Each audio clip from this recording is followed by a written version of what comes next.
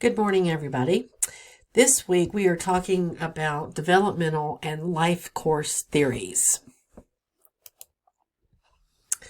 Developmental or life course theories, they focus on the individual and following such individuals throughout life to examine their offending careers. This perspective puts a lot of emphasis on life events that are often referred to as transitions. Now, this significantly affects an individual's trajectory within criminal behavior. Life course perspectives emphasize such concepts as onset, frequency of offending, duration of offending, seriousness of offending, distance of offending, and other factors that play key roles in when individuals offend and why they even did so or why they did not do so.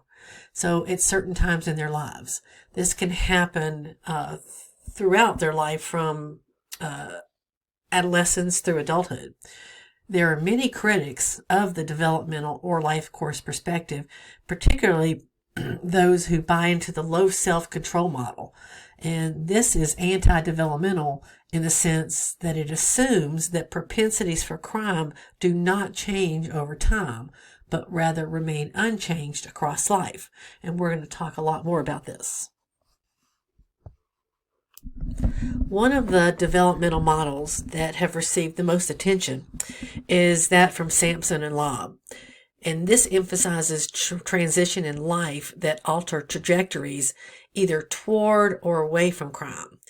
And we're going to talk more about them specifically in a few slides. Now, Moffat's developmental theory of chronic offenders, she labeled life course persistent offenders. She labeled these chronic offenders as life course persistent offenders. And these are versus, her theory looked at these chronic offenders versus more normal offenders. And she labeled them adolescent limited offenders. Now, her focus is on the developmental model that has received the most attention over the last decade. And much of her research is supportive of the interactive effects of biology and environment combining to really create these chronic habitual offenders. Another key developmental theory is Thornberry's interactional model.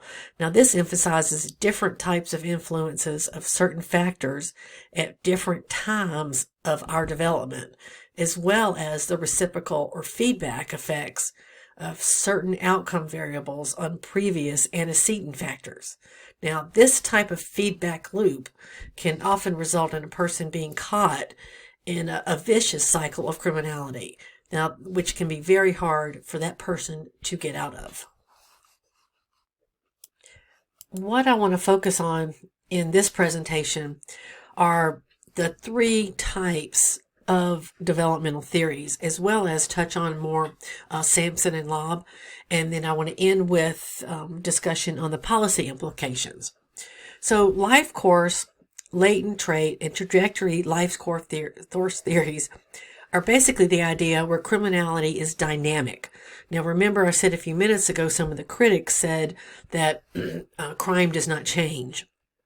But these theories are that criminality is dynamic. It is not static. It's constantly changing and is influenced by individual characteristics, by traits, and by social experiences. So let's talk about some of the life course theories, like course concepts in general. This idea of changing life like influences, like if you have a disruption in a major transition point, like one of the life course concepts in this idea that can be a majorly destructive factor. So if something happens or if you have a major life transition and it doesn't go well, then this can promote criminality. And so people are influenced by different factors as they mature.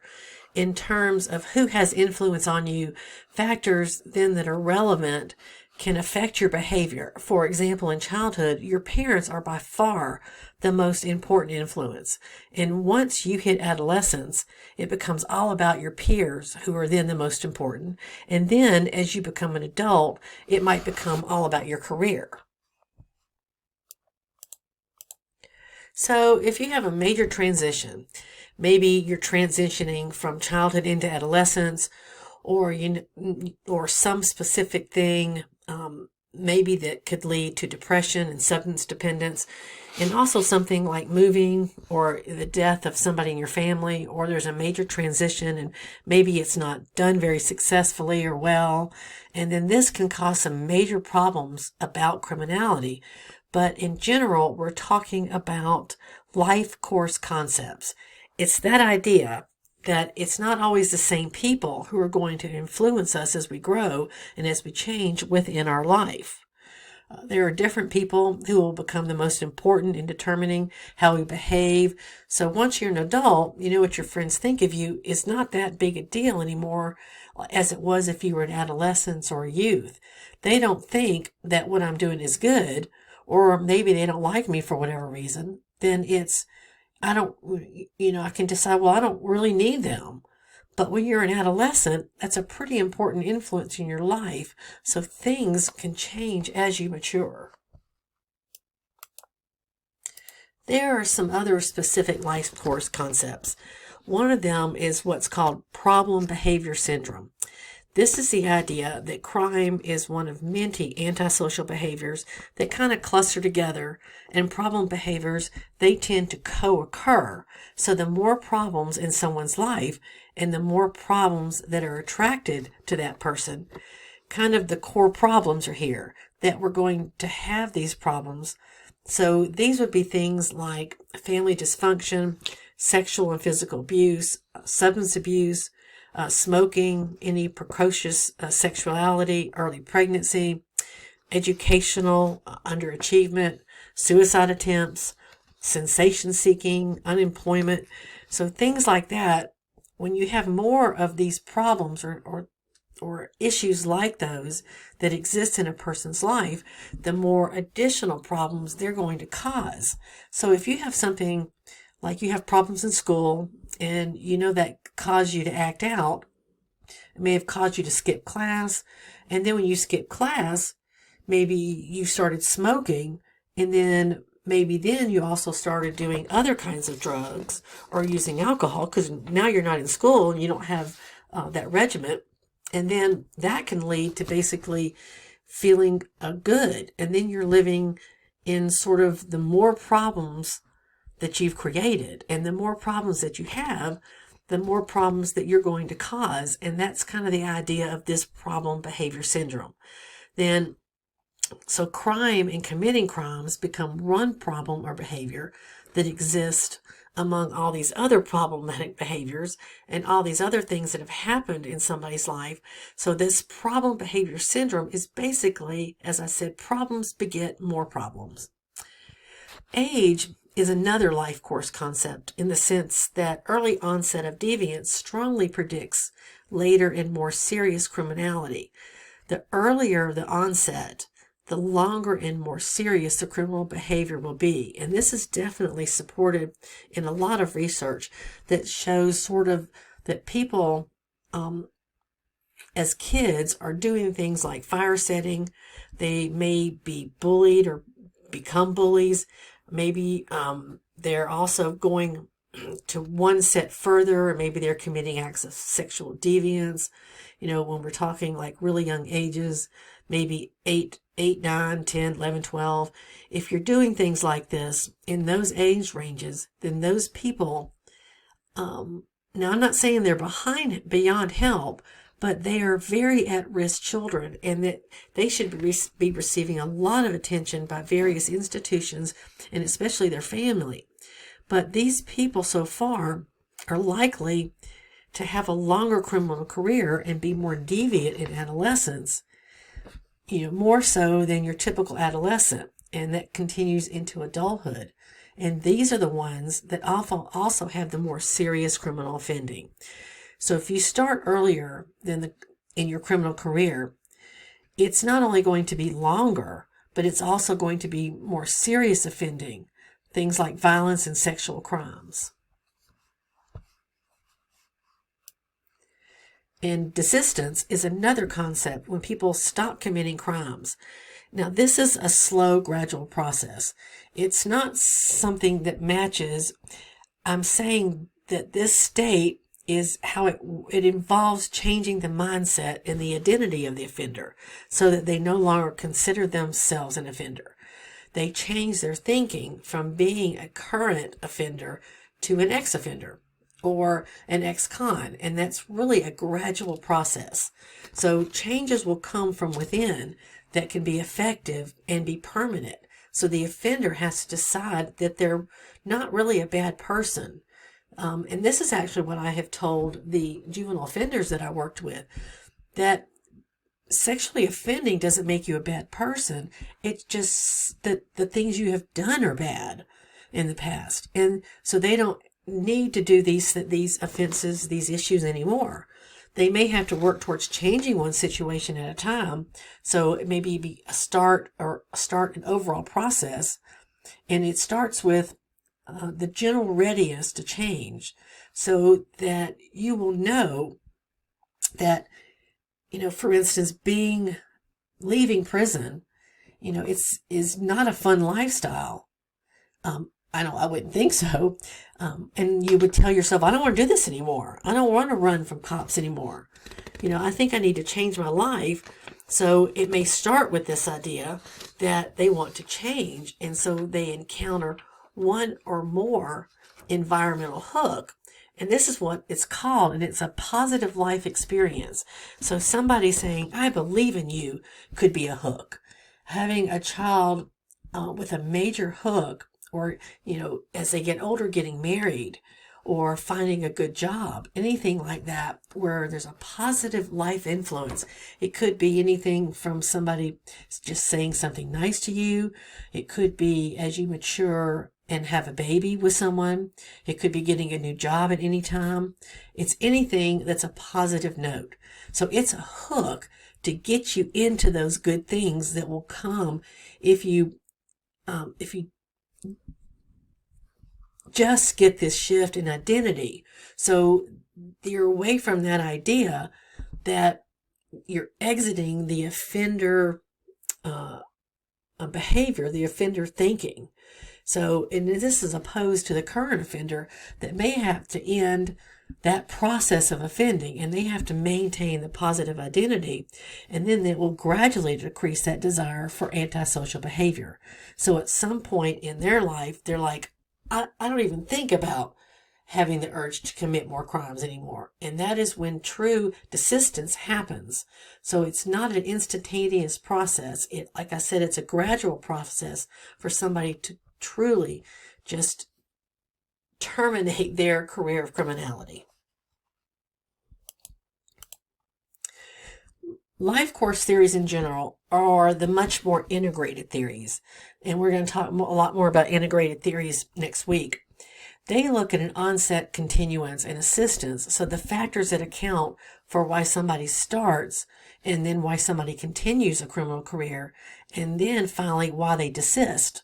So clearly a career criminal, just from the face of it, there's a lot of interconnected factors. So we're looking at life course theories and looking at the personal factors of things like personality and intelligence. And these could play into social factors. Income, your neighborhood, socialization factors, parenting experiences, marriage, cognitive factors. This kind of information processes the existence of cognitive distortions or no cognitive distortions. And also you have situational factors that could be things like the opportunity to change, the amount of guardianship around an individual. It could be the area in which they live. And so life course theories sort of take all of these and say all of these above play a role at various stages in a person's life.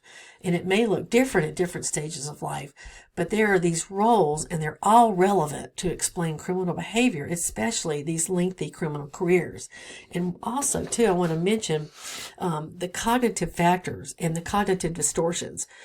That is what we see in many criminals. And when I worked with the juvenile sex offenders, that's what we were teaching them, that they had these cognitive distortions that it was okay to do what they did, that it was okay to sexually offend someone. It was okay to make an excuse and do it again, because the therapy worked on changing those distortions and changing them to more positive influences. And when they could change those cognitive distortions, they could actually recognize their risk factors for offending. And so they trained themselves to stay away from those risk factors. So it became an automatic to them. So for instance, if they knew that if I go to a playground, I'm going to start to have those feelings because I'm going to see the type of victim that they have offended before. So they know I don't go to playgrounds, and especially don't go during these days of these hours of the day. And they train their brain so they don't even think about going to a playground during those hours, because they have changed their cognitive distortions.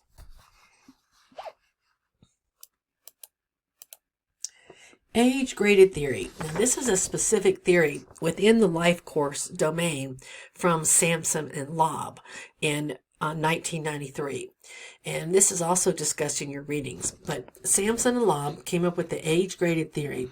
And basically, they talked about the fact there were various pathways to crime. And people have these pathways in which emphasizes transitions in life that alter trajectories either toward or away from crime. And that is something that's been well researched, but they wanted to know about the pathways back to conformity. So, and they were wondering, well, and either if we agree that there are various pathways for people to end up in the criminal lifestyle, and there has to be various ways to get out of it. So they then talked about trajectories, transitions, and turning points. So that trajectories are basically when you're on a various different pathway, and these can lead to various different transitions. For instance, important life events that can produce the transitions and then change the direction of a life course trajectory. So the trajectory is an overall pathway that you are on. So the transition is something that happens that can change the watch of trajectory you're on. So it can change the direction of your trajectory. And then the turning point itself is when somebody decides to turn and go on a different trajectory or path. So not all transitions will change the trajectory in a really significant way, but some transitions will actually create or even help create that turning point, so that both the transitions and trajectories can either be positive or negative, with positive or negative effects on the life course and on the behavior. Something else that Sampson and Lobb talk about is within the age-graded theory, and this was the importance of social capital. And social capital is basically positive relationships with individuals or institutions, and this very much influences the trajectory of a criminal career, because building the social capital supports conventional behavior, which then inhibits deviant behavior. So it could be things like marriage, it could be a career, it could be military service, really anything where the social capital is growing. And when it's growing, you're gaining these positive definitions and these positive relationships. And it could be with you just knowing the individual. That will be something like marriage. It could also be at the institutional level. So you, like, for instance, you got a new job, you start to serve in the military, you're gaining this positive social capital. With institutions, it could be whether it's your career and education, you're gaining social capital through the educational institution, or anything in the business area. It could be also anytime you're gaining this positive relationship, you're building social capital.